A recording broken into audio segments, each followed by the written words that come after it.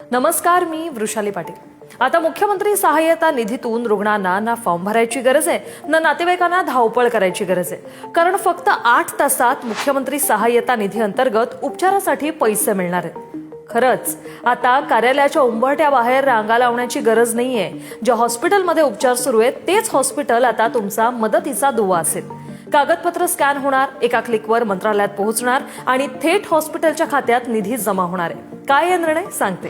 पूर्वी अर्जाची छाननी व्हायला दिवस लागायचे, आता तातडीच्या प्रकरणांमध्ये केवळ 8 तासांच्या आत मदतीचा निर्णय घेतला जाईल।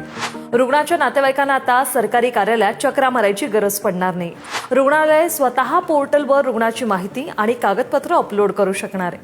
आणि यानंतर महत्त्वाचं, अर्जाची स्थिती काय आहे हे रुग्णाच्या नातेवाईकांना SMS द्वारे कळवलं जाईल। काय करायचंय तर रुग्ण हॉस्पिटलमध्ये दाखल झाल्यानंतर हॉस्पिटलच्या लॉगिन ID वरून अर्ज भरला जाईल। सर्व कागदपत्र ऑनलाईन तपासली जातील आणि डिजिटल स्वाक्षरीने मदतीचं पत्र थेट हॉस्पिटलला प्राप्त होईल। यामुळे गरजू रुग्णांना वेळेवर उपचार मिळतील आणि पैशांच्या अभावी कुणाचेही उपचार थांबणार नाही। ही सुविधा राज्यातील नोंदणीकृत सर्व मोठ्या रुग्णालयांमध्ये उपलब्ध करून दिली जाते।